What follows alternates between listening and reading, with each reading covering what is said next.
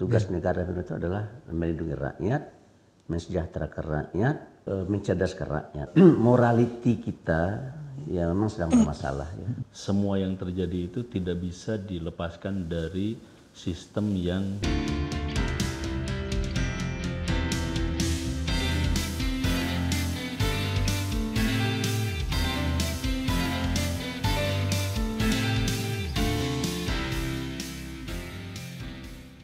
Pemirsa, Bincang Perubahan Channel yang dimuliakan oleh Allah. Kali ini kita akan bicara tentang fenomena diduga penyelewengan terhadap pajak. Hadir pada kesempatan ini sebelah kanan saya Buya Dr. Anwar Abbas. Assalamualaikum Buya. Waalaikumsalam warahmatullahi wabarakatuh. Sehat Buya? Alhamdulillah. Alhamdulillah. Kemudian di sebelah kiri saya Bapak Dr. Rahmat Kurnia. Assalamualaikum. Waalaikumsalam warahmatullahi wabarakatuh. Alhamdulillah dua pembicara kita sudah hadir terkait dengan tema yang tadi saya sampaikan terkait dengan pajak dan fenomena diduga penyelewengan pajak di negeri ini. Pertama saya minta Buya untuk menyampaikan pandangan terkait dengan hal ini. Silakan Buya. Saya rasa pajak itu penting ya bagi sebuah negara dan bagi suatu masyarakat kalau seandainya mereka ingin membangun dan membuat negara dan rakyatnya menjadi negara dan rakyat maju ya. Karena dengan adanya dana pajak tersebut ya kita akan bisa mendapatkan uang dan uangnya bisa dipergunakan untuk kemaslahatan orang banyak ya. Untuk mengadakan dan membangun infrastruktur, apakah sekolah, rumah sakit, jalan, pelabuhan, airport, dan lain-lain. Jadi dengan demikian ya seperti kita ketahui bersama, infrastruktur itu sangat penting dan sangat diperlukan oleh suatu bangsa karena dengan adanya infrastruktur yang cukup memadai gitu ya, maka kita akan bisa menggerakkan ekonomi rakyat kita. Nah, cuma yang jadi masalah akhir-akhir ini adalah ternyata pajak itu ya banyak diselewengkan oleh oknum-oknum yang tidak bertanggung jawab. Ya. Dan bahkan juga ada pihak-pihak tertentu yang tidak membayar pajaknya sesuai dengan ketentuan yang berlaku. Nah, dan mereka melakukan hal-hal yang tidak elok ya dan tidak patut serta tidak pantas ya. Dengan cara berkong-kalingkong ya dengan pihak perpajakan oknum-oknum ya dengan oknum-oknum dan hal inilah yang akhir-akhir ini mencuat ke permukaan dan ternyata kita sudah melihat dan menyaksikan ya bahwa banyak dari para petugas pajak itu yang kekayaannya ya luar biasa ya. Dan keluarganya hidup dalam berlimpah dan penuh dengan kemewahan. Ya. Dan bagi saya ini adalah suatu hal yang sangat menyakitkan ya, karena kita sama-sama warga bangsa ya, kita sama-sama hidup di negeri yang berfalsafahkan Pancasila berhukum dasar 1945 ya, di tengah-tengah ya masih banyaknya jumlah rakyat yang miskin itu sekitar 26 juta. Ya, yang tidak bisa memenuhi kebutuhan pokoknya secara baik gitu. Sementara segelintir orang dan terutama mereka-mereka yang berada di pemerintahan ya mencuri ya uang negara ya, merampok uang negara ya dan untuk kepentingan dirinya, keluarganya dan juga atau mungkin kelompoknya. Dan ini adalah sebuah hal yang sangat terpuji. Nah, oleh karena itu kita meminta ya kebetulan ada momentum untuk berbenah ya, maka menurut saya momentum yang ada yang baru saja terjadi ini ya dengan adanya anak dari pegawai pajak ya yang melakukan tindakan tidak terpuji ya, kemudian masalahnya melebar kepada orang tuanya dan akhirnya dia mengungkap ya kebobrokan ya yang dilakukan oleh sang bapak ya. Dan menurut saya dan ternyata menurut Menko Polhukam ya masih banyak ya pegawai pajak itu yang punya rekening gendut ya. Dan yang paling sangat-sangat kita sesalkan itu ternyata aset-aset mereka tidak mereka apakan atas nama diri mereka ya, tetapi atas nama Orang lain. keluarganya ya, atas nama istrinya, atas nama anaknya, atas nama temannya. Nah ini kan masuk kategori pencucian uang ya. Iya. Dan ini sudah jelas melanggar undang-undang. Oleh karena itu menurut saya pemerintah ya harus berserius-serius dan bersungguh-sungguh untuk membongkar ya praktek-praktek tidak terpuji yang dilakukan oleh ASN kita ya. Nah, dan menurut saya moral hazard ini tidak hanya terjadi di perpajakan dan di Kementerian Keuangan, ini terjadi di semua kementerian, badan dan lembaga di negeri ini. Bahkan juga yang menjalar ke tidak hanya di lembaga eksekutif tapi juga ke lembaga legislatif dan lembaga yudikatif. Dan itu buktinya adalah sudah banyak para anggota legislatif yang masuk BUI, sudah banyak anggota yudikatif yang masuk BUI kan begitu. Jadi bagi saya persoalan korupsi dan moral hazard ini adalah bak benalu ya yang mungkin barangkali oleh kita tidak terlalu terasa begitu, tetapi dalam waktu yang tengah lama dia akan berdampak buruk ya, akan membuat negeri ini akan semakin kurus dan rakyat ini akan semakin menderita dan menderita. Oleh karena itu bagi saya ya sesuai dengan keinginan kita melakukan reformasi, itu salah satu yang kita inginkan dengan reformasi itu kan adalah bagaimana cara kita bisa memberantas korupsi, ya kan? Yeah. Kan KKN ya, yang kita apakan itu adalah KKN diantaranya. Dan kita berharap ya dengan adanya era reformasi, tingkat korupsi itu akan menurun. Tetapi fakta dan data menunjukkan jangankan akan menurun, bahkan semakin meningkat dan semakin melebar. Jadi bagi saya negara ternyata saat ini tidak dalam keadaan baik-baik saja.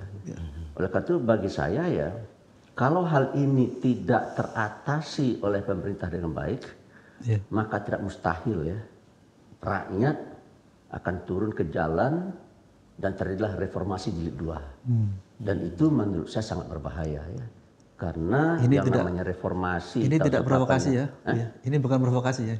Kenapa? Bukan provokasi untuk turun jalan ini ya. Ya ini masalahnya bagi saya ya saya rasa tidak ada orang yang suka ya melihat pemerintahnya korup. Cuma kalau seandainya rakyat itu tidak bersuara, tidak berteriak ya mungkin karena ada ketakutan ya. Tetapi kalau seandainya tingkat dan frekuensi ya serta besaran daripada korupsi itu sudah melampaui batas ya, sudah menyinggung hati dan perasaan rakyat, maka menurut saya rakyat itu tidak peka, tidak bisu, tidak buta.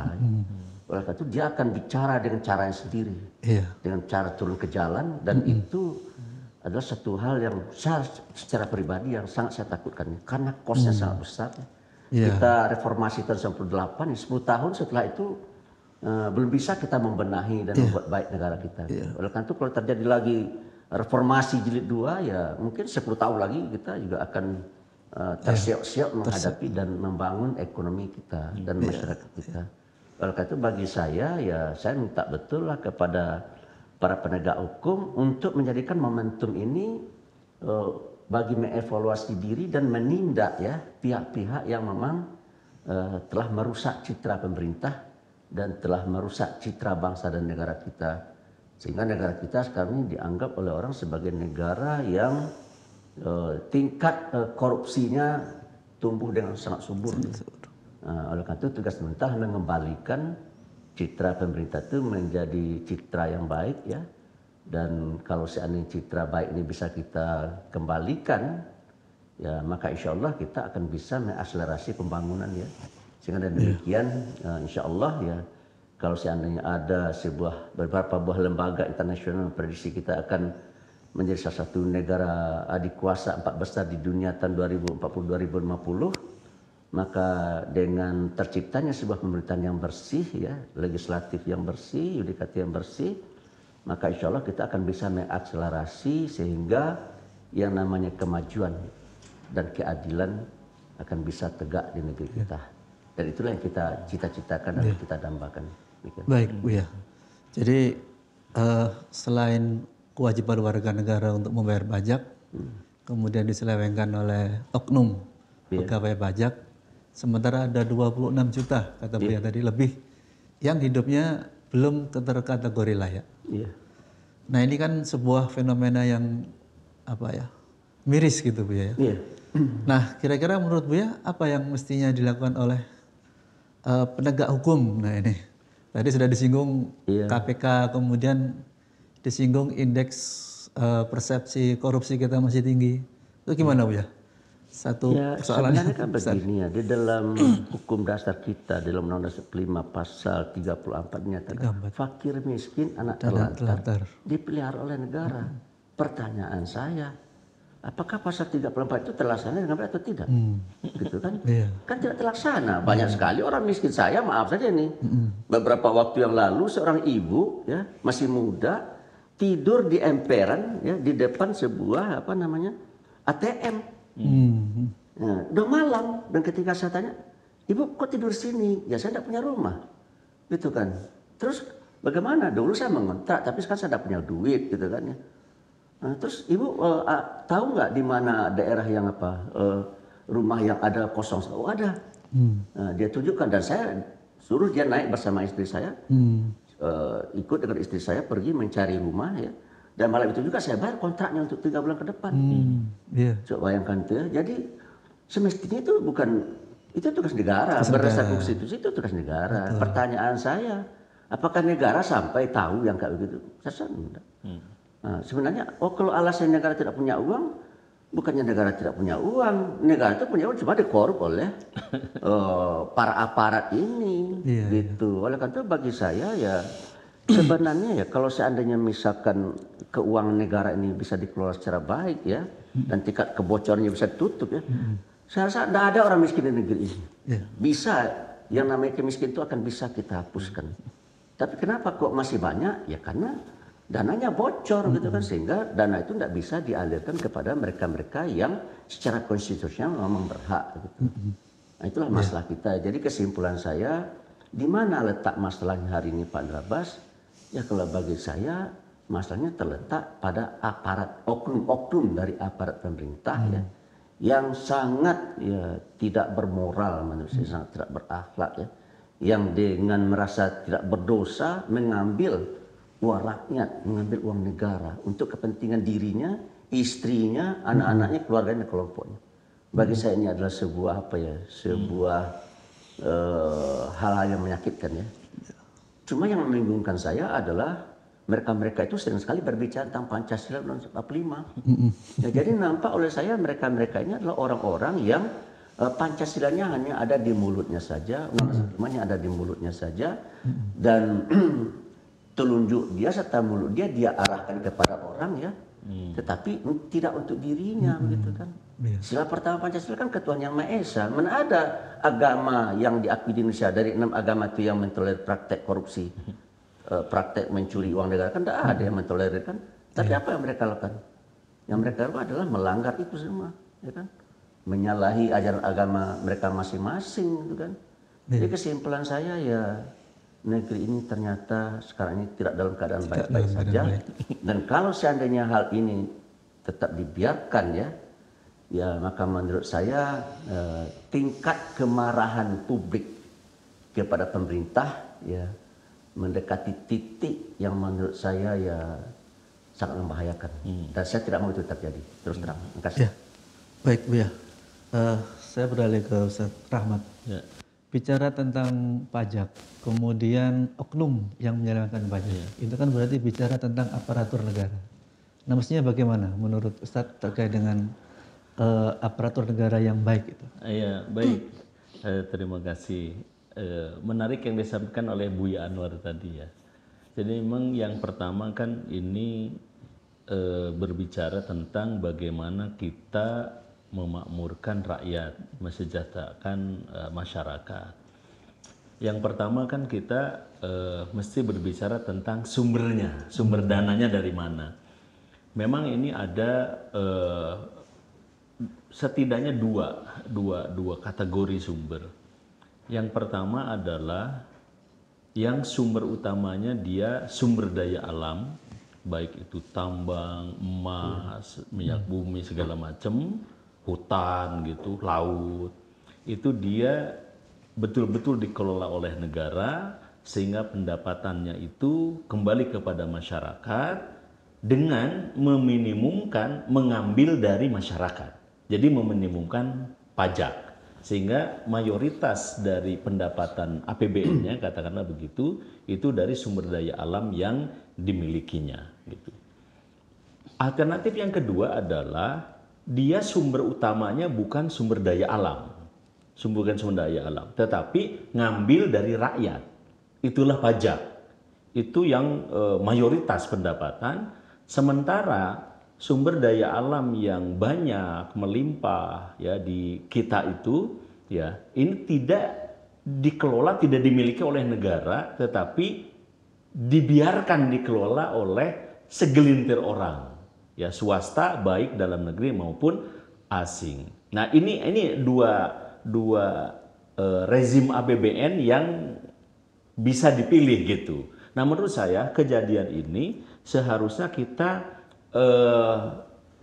coba mengevaluasi lagi ya, yang selama ini diterapkan adalah rezim yang kedua, yaitu pajak yang mayoritas sementara dari pendapatan yang lain itu sedikit ya. Kenapa kita tidak mencoba untuk yang pertama? Saya pikir itu pertama dari segi sumber. Yang kedua ya dari segi bagaimana kita mendistribusikan. Nah, memang yang dikatakan oleh Buya Anwar itu betul gitu ya, bahwa sudah mah diambil dari rakyat tetapi ditilep oleh ya oknum yang mengelolanya. Nah, hanya persoalannya ya kalau saya melihat Buya ini semakin mengokohkan bahwa ternyata korupsi itu memang di segala lini, di segala bidang gitu. Dan di pajak kan bukan hanya pertama kali nih. Kasus Gayus kan juga terkait dengan pajak kan gitu kan. Dulu itu ramai sekali heboh. Ini semakin mengokohkan lagi bahwa memang ternyata kayaknya benar sih kan gitu. Ini yang kedua.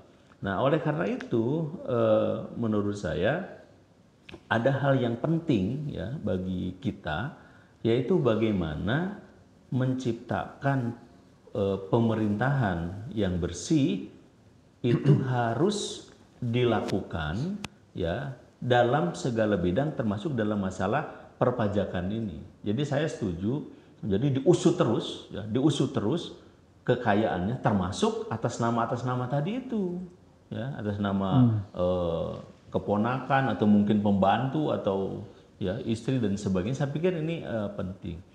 Dan yang ketiga, ada satu hal yang menurut saya ini juga berbahaya bagi kehidupan. Yaitu apa? Kaya yang ternyata tidak logis seorang ASN memiliki kekayaan sampai triliunan begitu, setelah itu menampakkan kepada publik ya, bukannya kesederhanaan tetapi kemewahan. Ini kan ada arogansi intelektual, ada arogansi kekayaan, ada arogansi kekuasaan yang dipertontonkan kepada publik yang saat sekarang ini memang dari segi ekonomi juga sedang menjerit-jerit juga, dari segi pendidikan juga kita kan masih mayoritas di bawah lah. Masih 6% yang perguruan tinggi itu kan, sarjana itu kan 6%-an lah di kita, data Juni 2022 itu kan sampai situ. Nah artinya apa? Ini ada persoalan mungkin bukan spiritual ya, mental. Nah, jadi sudah persoalan kebijakan, kemudian persoalan oknum, tapi oknumnya banyak Bu Yani. Kemudian ada persoalan mental. Jadi memang kalau ini menumpuk, ya itu masyarakat lama-lama akan punya penilaian. Ini kok begini ya? Ya dari kepalanya, tengahnya, kemudian bagian bokongnya sampai ekornya kok sama semua. Jadi distrust masyarakat itu mungkin saja akan muncul terhadap sistem yang seperti sekarang ini. Saya pikir begitu, Pak Nuriman. Ya, baik. Nah ini akan lebih semakin menarik ini. Berikutnya kami minta pandangan Buya terkait dengan sistem dan pelaku aparatur negara yang baik ini. Ya dulu Agim pernah membuat rumus MK kalau nggak salah. Mungkin rasanya Agim ya. Jika ada niat buruk, lalu ada kesempatan untuk berbuat, maka akan terjadi. Oke. Jika tidak ada niat buruk dan tidak ada kesempatan, maka tidak akan terjadi. Ya kan? Jika ada niat, tidak ada kesempatan, dan niat, tidak ada kesempatan, tidak akan terjadi. Kalau tidak ada niat, meskipun ada kesempatan, dia tidak akan terjadi. Oleh karena itu menurut saya ini harus ditangani secara sistemik ya. Jadi nampaknya mengapa orang melakukan praktek-praktek yang tidak terpuji ya, ya karena sistem kita ya membuat itu gitu ya. Bagi saya satu hal yang sangat menarik yang pengalaman terakhir saya ya, dan imigrasi ya. Dahulu untuk mengurus paspor ya itu mahal sekali. Nah sekarang dengan sistem digital ini tidak ada uang ya, hanya sekedar membayar ya paspor yang mana yang kita pilih ya. Kan ada 2 kategori kalau saya tidak salah itu kan. Kita bayar itu hanya itu yang kita bayar. Sementara dahulu itu yang namanya paspor itu adalah lahan atau tambang emas itu bagi para pejabat di imigrasi dan apa. Jadi dengan demikian saya simpulkan ternyata sistem digitalisasi itu akan bisa membantu ya pemerintah untuk menghambat dan menghalangi terjadi praktek-praktek yang tak terpuji gitu. Jadi oleh karena itu meskipun ada niat untuk apa, untuk berbuat buruk gitu ya, untuk melakukan tindak yang tak terpuji, tapi karena sistemnya tidak memungkinkan dia untuk berbuat hal itu ya maka tidak terjadi. Jadi oleh karena itu bagi saya yang terpikir ya sistem perpajakan yang bagaimana ya yang akan bisa menghambat sehingga ASN-ASN kita tidak bisa tergoda meskipun ada niat gitu ya, tapi sistem itu membuat tidak akan ada kesempatan. Nah itulah yang harus dipikirkan oleh para ahli, oleh para pejabat di negeri kita yang apa yang bertanggung jawab terhadap hal ini ya, untuk melahirkan dan membuat serta melaksanakan dan mengimplementasikan sebuah sistem yang betul-betul mencerminkan ya dan mendukung bagi terciptanya sebuah pemerintahan yang bersih. Gitu. Jadi di samping itu juga meskipun sistemnya bagus ya, yang namanya maling itu panjang lagi akalnya ya. Ya sudah di kampung saya itu ada sebuah ibarat ya. Kalau kalau kucing sudah pandai berlari di atas pagu, maka tikus harus pandai berlari di atas tali gitu, supaya dia tidak dimangsa oleh sang kucing gitu kan. Dan orang-orang yang memiliki moral-moral bejat ini seperti tikus dia ya. Dia akali, dia siasati sehingga dia tidak bisa dijerat dan ditangkap oleh pihak yang berwajib gitu. Nah, oleh karena itu bagi saya ya negara kita kan negara hukum ya. Oleh karena itu para penegak hukumnya haruslah orang-orang yang bersih dan orang-orang yang memiliki integritas yang tinggi, yang baik dan tinggi.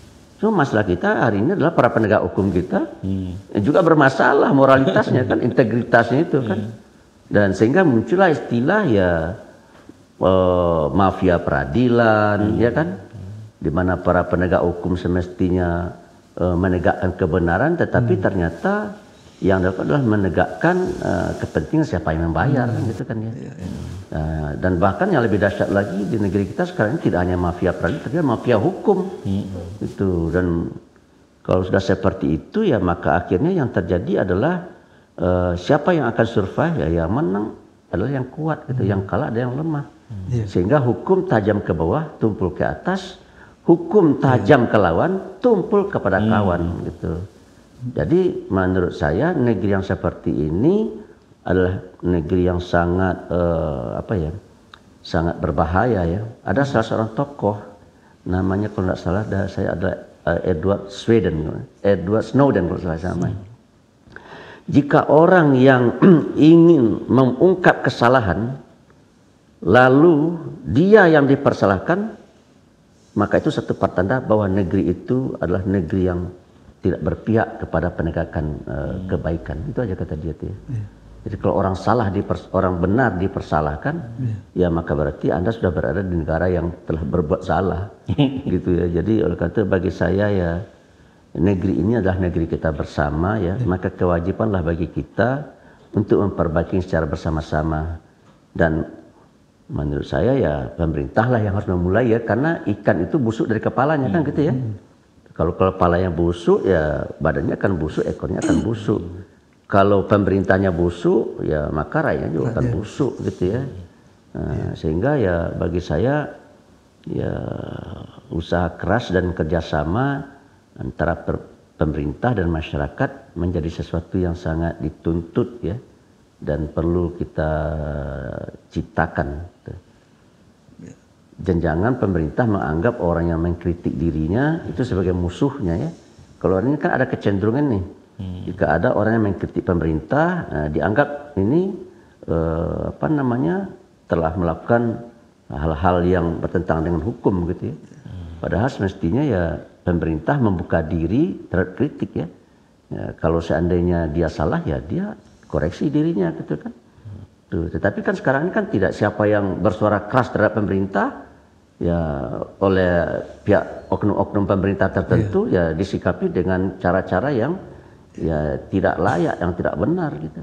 Jadi bagi saya sikap rejim yang seperti itu menurut saya adalah mungkin dia bisa survive ya dalam tenggat waktu tertentu, tapi begitu rejim berganti ya maaf saja ya, biasanya itu ada balas dendam ya. Ya karena Anda selama ini telah nyakitin saya, begitu rejim berganti balik gitu. Pertanyaannya, mau nggak kita dalam kehidupan berbangsa dan bernegara ini ada satu bentuk kehidupan balas membalas ya. Kalau dalam agama kita kan semestinya kan apa ya, satu kebaikan dibalas dengan kebaikan ya. Tapi jangan pula satu keburukan dibalas dengan keburukan. Tapi karena perilaku manusia itu yang tidak sama ya tidak mustahil. Oleh karena itu bagi saya ya supaya rejim hari ini ya mengacak gitu ya. Dan kalau seandainya ada berbuat salah, perbaiki kesalahannya. Saya begitu aja. Baik, Ustaz Rahmat, terkait dengan yang disampaikan Buya tadi, ini ada yang salah dari sistemnya, kemudian pelaksananya yaitu orang-orangnya gitu. Makanya tadi muncul upaya digitalisasi, mengurangi pertemuan antara uang dengan pejabat itu ya. Itu gimana menurut Ustaz? Ada langkah lain yang bisa untuk? Iya, yang pertama kalau masalah digitalisasi teknis ya. Iya, teknis, dan saya pikir itu sangat membantu gitu ya. Ada satu sebenarnya yang penting, yaitu prinsip. Apakah pemerintahan yang akan kita laksanakan itu atau yang akan dijalankan itu, dia itu merupakan pemerintah yang riayah ataukah yang jibayah? Itu satu hal yang penting. Kalau pemerintahannya riayah, berarti dia itu menjadi ra'in. Kullukum ra'in wa kullu ra'in mas'ulun an ra'iyatihi. Jadi dia betul-betul melakukan pengayoman, menjadi pengembala. Kalau pengembala itu kan kalau ada gembalaannya lapar, dia kasih makan, dia ajak ke padang gembalaan. Kalau sakit didatangkan mantri, kalau kedinginan dibikinlah api unggun, kalau gatal-gatal ya dicukur lah itunya. Rambutnya kan bulunya itu kan begitu kalau riayah. Beda dengan jibayah. Kalau jibayah itu dia memalak. Ini prinsip yang sangat diametral. Yang satu cara pandangnya bahwa rakyat itu adalah harus disejahterakan, harus diperbaiki gitu. Tapi kalau jibayah itu sebaliknya, rakyat itu dicurigai, ya, dianggap kalau tidak setuju atau Buya mengatakan mengkritik itu sebagai yang membahayakan. Padahal kritik itu kan sesuatu yang menjadikan pikiran kita itu terbuka dengan kebaikan-kebaikan dan kebenaran-kebenaran. Nah ini jadi prinsip bahwa kita harus menegakkan ya pemerintahan yang riayah, bukan pemerintahan yang jibayah. Saya pikir penting untuk diadop gitu atau dilaksanakan oleh semua masyarakat termasuk oleh pemerintahan itu sendiri. Itu satu. Nah, yang kedua itu dari segi sistem ya. Memang dari sistem itu kan bisa sistem yang sifatnya itu sistem digitalisasi, tapi bisa sistem yang berupa aturan. Iya. Nah, saya pikir aturan ini juga banyak itu ya, yang yang penting karena kalau yang saya tahu itu ya, kalau masalah korupsi misalnya itu kan ditelusurinya atas nama diri sendiri, paling banter kan ke istri anak gitu ya. Tapi kalau ke sampingnya yang agak jauh gitu, itu kan dianggap tidak ada hubungannya gitu. Akhirnya diatasnamakan kepada temennya, diatasnamakan kepada saudaranya yang jauh. Ini kan tidak bisa terdetek. Saya pikir ini bagian dari suatu sistem gitu. Dan memang satu hal lagi, bagian dari sistem itu kan sistem hukum itu Bu ya.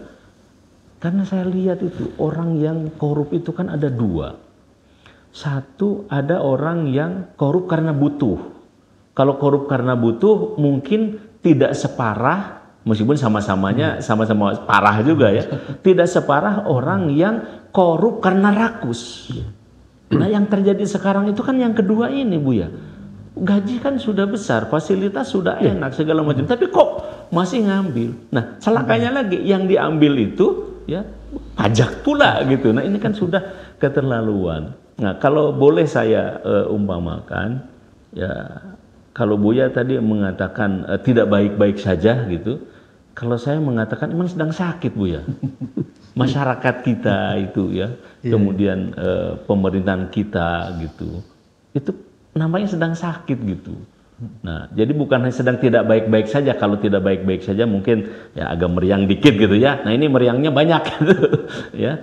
Nah, itu sedang sakit karena perlu obat.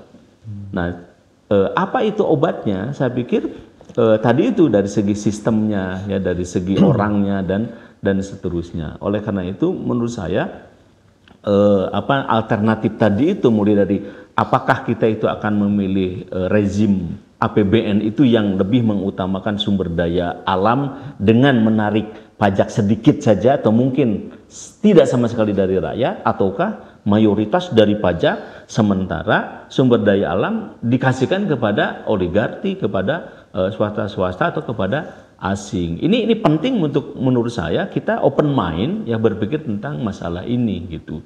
Nah, termasuk terkait dengan hukuman. Kalau dalam Islam itu kan untuk yang korupsi itu hukumannya kan takzir. Takzir itu mulai dari denda, penjara sampai bisa hukuman mati. Jadi kita kan hukuman mati masih pro kontra juga. Padahal kan kalau memang layak diterapkan kan kenapa tidak. Nah, saya pikir seperti itu. Oleh karena itu alternatif sistem Islam saya pikir perlu kita open mind juga gitu. Kalau baik kan kenapa tidak gitu. Nah, ini yang saya lihat begitu Pak. Ya, baik Ustaz Rahmat. Diskusi kita ini menarik, tapi karena waktu maka kita juga harus akhiri. Tapi terakhir saya ingin mendengar closing statement dari Buya Anwar. Ya, kalau bagi saya begini ya, jika kita ingin negeri kita ini menjadi negeri yang maju ya, berkeadilan ya, maka menurut saya pemerintah dan kita semua harus konsisten dan konsekuen melaksanakan amanat yang ada dalam konstitusi ya. Tugas negara itu adalah melindungi rakyat, mensejahterakan rakyat, kemudian mencerdaskan rakyat ya. Timbul pertanyaan dari mana biayanya itu. Tadi kan Pak Rahmat sudah menyatakan ya, dari sumber daya alam yang ada, kan sumber daya alam kita melimpah, tapi kok dikit sekali pemasukannya ke peran negara ya kan gitu ya. Kalau gitu kesimpulan adalah berarti belum dikelola secara baik gitu kan ya. Yang kedua adalah dari pajak terutamanya itu dan keuntungan dari perusahaan BUMN ya. BUMN kita kan lebih banyak ruginya daripada berlabanya gitu ya. Nah, jadi kesimpulan saya ya morality kita ya memang sedang bermasalah ya. Morality pelaksanaan negara kita ini, pemerintahan kita sedang bermasalah, dan itu mungkin juga karena dikarenakan banyak hal ya.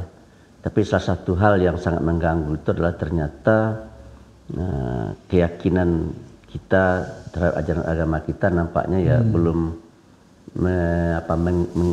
mengalir dalam tubuh kita dengan baiknya, sehingga perilaku kita tidak sesuai dengan apa yang diajarkan oleh ajaran agama kita gitu kan. Kan kalau kita baca siapa-siapa yang melakukan tindakan-tindakan itu semua mereka kan beragama ya. Tapi pertanyaannya apakah yang mereka lakukan itu sesuai dengan ajaran agamanya? Kan tidak sesuai dengan ajaran agamanya kan gitu ya. Nah, oleh karena itu kesimpulan saya ya marilah ya agama itu, ajaran agama itu kita laksanakan sebaik-baiknya ya, dan kita implementasikan dalam kehidupan kita ya. Kalau kita adalah pejabat ya kita laksanakan dengan sebaik-baiknya, kalau kita pengusaha ya laksanakanlah dengan sebaik-baiknya gitu kan. Oleh karena itu bagi saya ya semua pihak ya harus bertanggung jawab terhadap apa saja yang dia lakukan. Kalau dia pemerintah ya dia bertanggung jawab, kalau dia pengusaha dia juga harus bertanggung jawab gitu. Oleh karena itu saya minta betul lah ya supaya yang namanya Pancasila dan Undang-Undang 45 itu yang ada di bibir ya, yang hanya ada di mulut gitu ya, tapi betul-betul kita usahakan dan upayakan untuk mewujud di dalam kehidupan keseharian kita sebagai warga bangsa. Saya demikian, terima kasih. Assalamualaikum. Baik Bu ya. Terakhir kepada Ustaz Rahmat. Ya baik, terima kasih.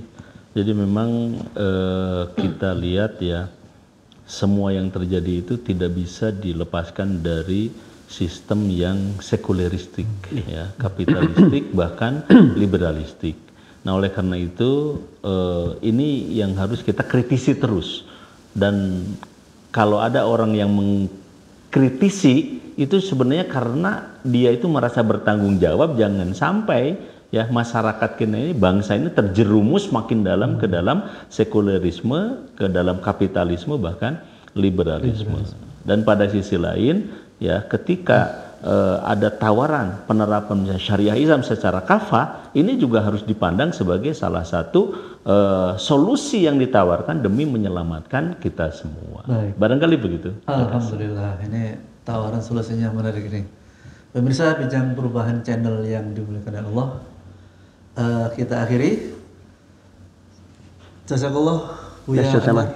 Sehat ya Bu ya? Alhamdulillah. Alhamdulillah. Jazakallah Ustaz Rahmat. Waalaikum. Sehat Ustaz. Alhamdulillah. Kita tutup. Assalamualaikum warahmatullahi wabarakatuh. Waalaikumsalam Warahmatullahi wabarakatuh.